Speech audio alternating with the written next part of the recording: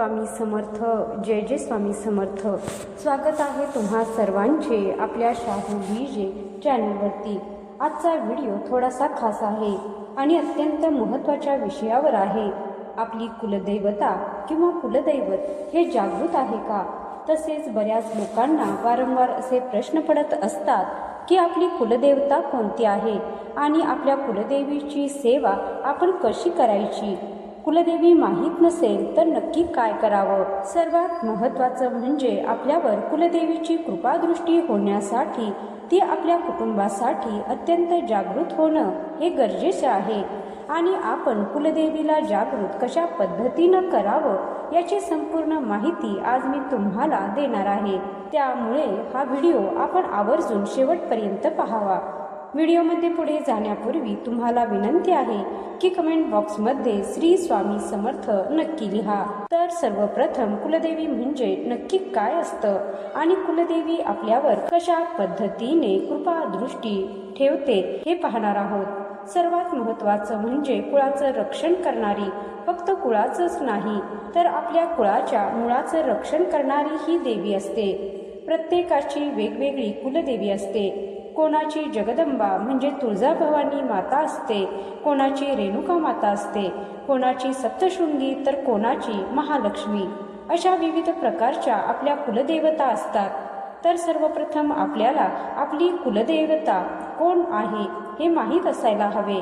कारण काय होतं की बऱ्याचदा कुलदेवीची उपासना न घडल्यामुळे आपल्या घरावर वारंवार संकट येत असतात. हाताला कार्याला यश प्राप्त होत नसते. त्याचप्रमाणे घरामध्ये वादविवाद होत असतात. मुलामुलींचे विवाह योग येत नाहीत. अशा विविध प्रकारच्या समस्या आपल्याला पाहायला मिळतात. बऱ्याच वेळा आपण फक्त आपल्या कुलदेवाची, उदाहरणार्थ ज्योतिबा असेल, खंडोबा असेल तर त्यांची सेवा पूजा करत असतो. पण आपली कुलदेवी कोणती आहे, तिची ही सेवा केली पाहिजे हे आपल्या लक्षात येत नाही. त्यामुळे कुलदेवते एवढेच कुलदेवी देखील महत्त्वाची असते. आता आपण समजून घेऊया. जसे आपले आई वडील त्याचप्रमाणे आपली कुलदेवी आणि कुलदेवता. कुलदेवी म्हणजे आपली आई आणि कुलदेवता म्हणजे आपले पिता, आपले वडील. त्यामुळे त्यांची सेवा करणे हे आपले कर्तव्य आहे आणि आपल्या कुळाच्या उद्धारासाठीही गरजेचे आहे. तर नक्की कशा पद्धतीने कुलदेवीची सेवा करावी सर्वप्रथम आपण जाणून घेऊया. एक तर आपल्याला जर कुलदेवी माहीत नसेल तर आपण भगवान शंकरांची आणि माता पार्वतीची सेवा करावी का? तर असं वचन आहे, माताच पार्वती देवी पिता देव महेश्वराहा. भगवान शंकर हे पूर्ण विश्वाचे पिता आहेत, तर माता पार्वती पूर्ण विश्वाची जननी आहे, विश्वाची आई आहे. त्यामुळे अर्थातच आपल्याला जर कुलदेवी माहीत नसेल तर नक्कीच दुर्गा मातेच्या स्वरूपामध्ये आपण तिला स्वीकारून तिची भक्ती करावी, सेवा करावी. आणि कुलदेव माहीत नसेल तर आपण भगवान शंकरांना कुलदेव समजून आपण त्यांचं पूजन करावं. अर्थातच वेगवेगळे परमेश्वराचे रूप असतात, परंतु तत्व एकच आहे. त्यामुळे आपण जर आपल्याला कुलदेवी आणि कुलदेवता माहीत नाहीत तर आपण सर्वप्रथम भगवान शंकर आणि माता पार्वतीची साधना करावी, दुर्गा देवीची साधना करावी. जर आपल्याला कुलदेवी माहीत आहे परंतु तिच्याकडे आपले जाणं होत नाहीये, कुलदेवता आपल्याला माहीत आहेत परंतु त्यांच्याकडे आपलं जाणं होत नाहीये आणि आपल्याला त्यांचा विसर पडलेला आहे आणि जर घरामध्ये आपल्याला वारंवार अडचणी येत असतील, मनासारख्या गोष्टी घडत नसतील, चिडचिड होत असेल किंवा वारंवार आजारपण वाढत असतील आणि आपल्याला कार्याला यशप्राप्ती होत नसेल तर समजून जा की आपली कुलदेवी आपल्यापासून दूर गेलेली आहे, नाराज आहे आणि तिची जागृतता आपल्याला करणं अत्यंत गरजेचं आहे. मग आपण कुलदेवी कशा प्रकारे जागृत करू शकतो किंवा तिची कृपादृष्टी आपल्यावर कशा पद्धतीने प्राप्त करू शकतो? कारण जर आपली कुलदेवी जागृत असेल तर आपल्या कुळाचे रक्षण करते. कोणत्याही प्रकारच्या नकारात्मक ऊर्जा, दुष्ट शक्ती, दुष्ट बाधा किंवा कोणीही कुटील बुद्धीने आपल्याला जर त्रास देण्याचा प्रयत्न करत असेल तर आपलं आणि आपल्या कुटुंबाचं, आपल्या कुळाचे रक्षण करणारी अर्थातच भगवती जगदंबा तत्पर असते आपल्यासाठी. त्यामुळे आपण आपल्या कुलदेवीला जागृत करण्यासाठी रोज सकाळी स्नान करावं.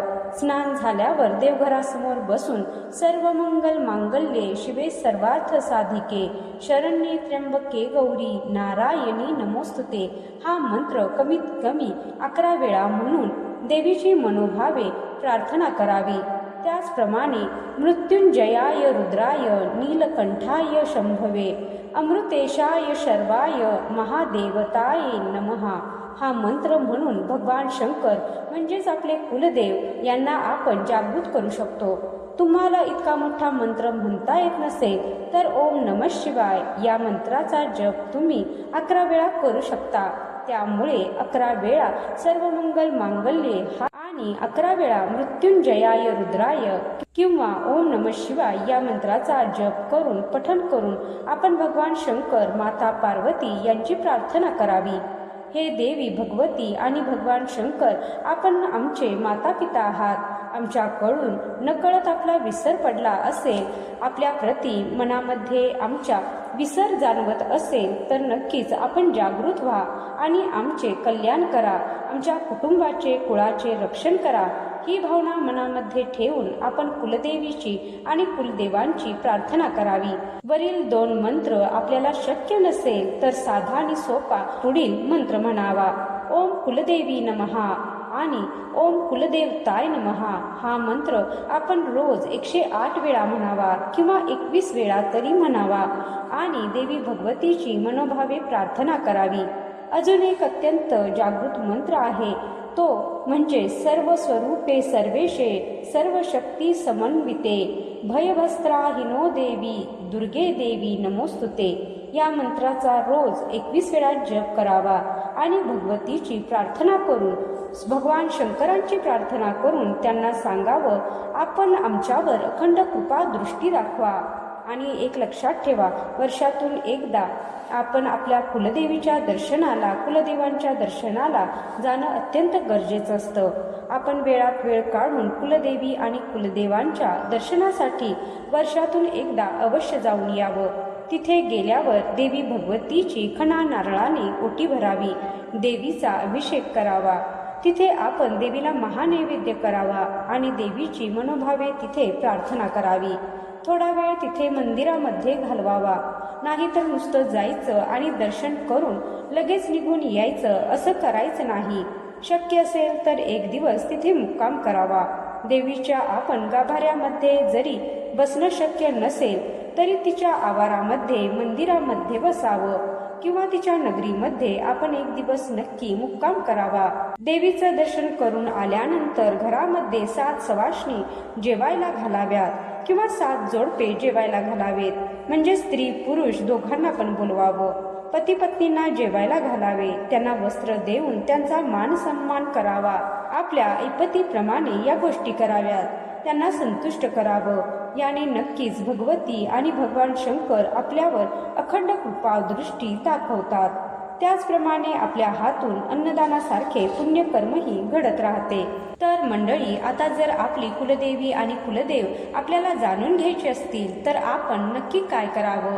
तर 1 श्रीफळ घ्या, 1 सुट्ट नाणं घ्यावं, 1 छोटंसं ताट घ्यावं. ताटामध्ये तो नारळ, ते नाणं त्या नारळावर ठेवावे आणि 1 सुपारी त्याच्यावर ठेवावी आणि हळद कुंकू वाहून सर्व मंगल मांगल्ये शिवे सर्वार्थ साधिके शरण्ये त्र्यंबके गौरी नारायणी नमोस्तुते हा मंत्र म्हणून दुर्गा मातेची प्रार्थना करून तिला सांगावं, हे भगवती जगदंबे, आम्हाला तुझं स्वरूप नक्की माहीत नाहीये, म्हणजेच आपल्या कुळाची देवी नक्की तुझ्या स्वरूपातील कोणती आहे याची कल्पना आम्हाला नाही. तर आम्हाला काहीतरी प्रचिती दे आणि आम्हाला मार्ग दाखव. आपल्याला सलग ही सेवा 40 दिवस करायची आहे. ठेवलेला जो नारळ आहे तो आपल्याला घराच्या देवांच्या तिथेच ठेवायचा आहे, म्हणजेच देवघरामध्ये ठेवायचा आहे. रोज तिथे त्या नारळावर ते सुट्ट नाणं असेल किंवा सुपारी असेल त्याच्यावर हळद कुंकू वाहायचा आहे, प्रार्थना करायची आहे. देवीला सांगावं, आम्हाला स्वप्न दृष्टांत दे, काहीतरी मार्ग दाखव. बऱ्याच जणांना अनेकदा हा अनुभव आलेला आहे की या 40 दिवसाच्या कालावधीमध्ये आपल्याला नक्कीच स्वप्नामध्ये देवी भगवतीचा दृष्टांत होतो. तुळजाभवानी असो, जगदंबा असो, कोल्हापूरची अंबाबाई असो, अन्य कोणतीही आपली कुलदेवी असेल, ती आपल्या स्वप्नामध्ये येऊन दृष्टांत देते. तर आपण जाणावं की हीच आपली कुलदेवी आहे आणि तिला शरण जावं.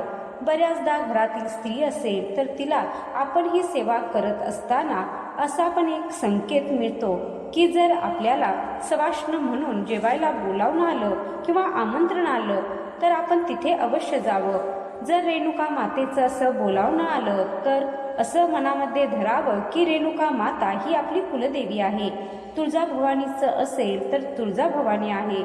जर अंबाबाई असेल तर कोल्हापूरची अंबाबाई माता ही आपली कुलदेवी आहे अशी मनामध्ये कल्पना करावी. आणि 40 दिवसात आपल्याला काहीच नाही अनुभव आला तर आपण दुर्गा मातेला शरण जावं, कारण अर्थातच दुर्गा माता पूर्ण विश्वाची जननी आहे आणि तिचे विविध प्रकारचे रूप आहेत. त्यातील एक कोणतं तरी रूप नक्कीच आपल्या कुलदेवतेचं असू शकतं.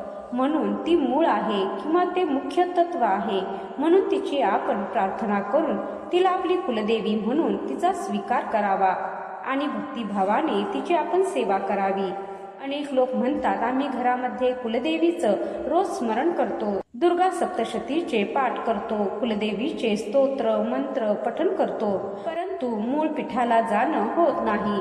त्यामुळे आपण आपले कर्तव्य समजून देवीच्या मूळ पीठाला अवश्य दर्शनाला जावं, देवीची मनोभावे प्रार्थना करावी.